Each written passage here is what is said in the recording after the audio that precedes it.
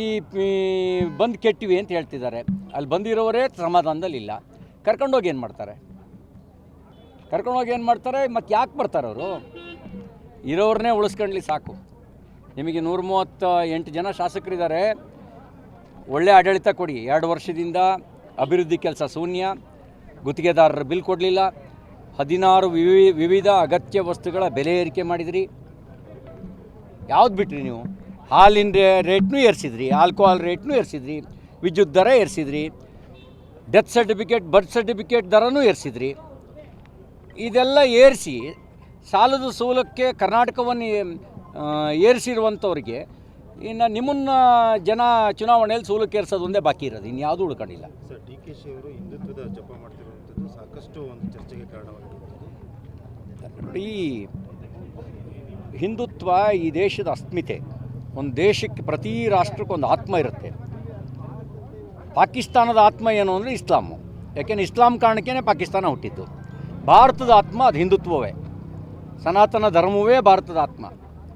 ಸನಾತನ ಧರ್ಮದ ವಿರೋಧಿಗಳೇನಿದ್ದಾರೆ, ರಾಜಕೀಯವಾಗಿ ಏನೇನಾದರೂ ಅಂತ ನೋಡಿದ್ದೀರಲ್ಲ ನೀವು, ಏನೇನಾದರೂ ನೋಡಿದ್ದೀರಿ. ಯಾರು ರಾಜಕಾರಣಕ್ಕಾಗಿ ಜಪ ಮಾಡಬೇಕಾಗಿಲ್ಲ. ಅದು ಜೀವನದ ಧರ್ಮ ಆಗಬೇಕು, ಬದುಕಿನ ಧರ್ಮ ಆಗಲಿ. ಈ ಬಂದು ಕೆಟ್ಟಿವಿ ಅಂತ ಹೇಳ್ತಿದ್ದಾರೆ. ಅಲ್ಲಿ ಬಂದಿರೋರೇ ಸಮಾಧಾನದಲ್ಲಿಲ್ಲ. ಕರ್ಕೊಂಡೋಗಿ ಏನು ಮಾಡ್ತಾರೆ? ಮತ್ತು ಯಾಕೆ ಬರ್ತಾರೆ ಅವರು? ಇರೋರನ್ನೇ ಉಳಿಸ್ಕೊಂಡ್ಲಿ ಸಾಕು. ನಿಮಗೆ 138 ಜನ ಶಾಸಕರಿದ್ದಾರೆ. ಒಳ್ಳೆ ಆಡಳಿತ ಕೊಡಿ. 2 ವರ್ಷದಿಂದ ಅಭಿವೃದ್ಧಿ ಕೆಲಸ ಶೂನ್ಯ. ಗುತ್ತಿಗೆದಾರರ ಬಿಲ್ ಕೊಡಲಿಲ್ಲ. 16 ವಿವಿಧ ಅಗತ್ಯ ವಸ್ತುಗಳ ಬೆಲೆ ಏರಿಕೆ ಮಾಡಿದಿರಿ. ಯಾವ್ದು ಬಿಟ್ರಿ ನೀವು?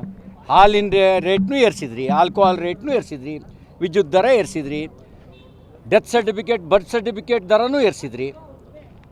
ಇದೆಲ್ಲ ಏರಿಸಿ ಸಾಲದ ಸೂಲಕ್ಕೆ ಕರ್ನಾಟಕವನ್ನು ಏರಿಸಿರುವಂಥವ್ರಿಗೆ ಇನ್ನು ನಿಮ್ಮನ್ನು ಜನ ಚುನಾವಣೆಯಲ್ಲಿ ಸೂಲಕ್ಕೆ ಏರಿಸೋದು ಒಂದೇ ಬಾಕಿ ಇರೋದು, ಇನ್ಯಾವುದೂ ಉಳ್ಕೊಂಡಿಲ್ಲ. ಸರ್, ಡಿ ಕೆ ಶಿ ಅವರು ಹಿಂದುತ್ವದ ಜಪ ಮಾಡ್ತಿರುವಂಥದ್ದು ಸಾಕಷ್ಟು ಒಂದು ಚರ್ಚೆಗೆ ಕಾರಣವಾಗಿರುವಂಥದ್ದು. ಈ ಹಿಂದುತ್ವ ಈ ದೇಶದ ಅಸ್ಮಿತೆ. ಒಂದು ದೇಶಕ್ಕೆ, ಪ್ರತಿ ರಾಷ್ಟ್ರಕ್ಕೊಂದು ಆತ್ಮ ಇರುತ್ತೆ. ಪಾಕಿಸ್ತಾನದ ಆತ್ಮ ಏನು ಅಂದರೆ ಇಸ್ಲಾಮು. ಯಾಕೆಂದರೆ ಇಸ್ಲಾಂ ಕಾರಣಕ್ಕೇ ಪಾಕಿಸ್ತಾನ ಹುಟ್ಟಿದ್ದು. ಭಾರತದ ಆತ್ಮ ಅದು ಹಿಂದುತ್ವವೇ. ಸನಾತನ ಧರ್ಮವೇ ಭಾರತದ ಆತ್ಮ. ಸನಾತನ ಧರ್ಮದ ವಿರೋಧಿಗಳೇನಿದ್ದಾರೆ, ರಾಜಕೀಯವಾಗಿ ಏನೇನಾದರೂ ಅಂತ ನೋಡಿದ್ದೀರಲ್ಲ ನೀವು, ಏನೇನಾದರೂ ನೋಡಿದ್ದೀರಿ. ಯಾರು ರಾಜಕಾರಣಕ್ಕಾಗಿ ಜಪ ಮಾಡಬೇಕಾಗಿಲ್ಲ.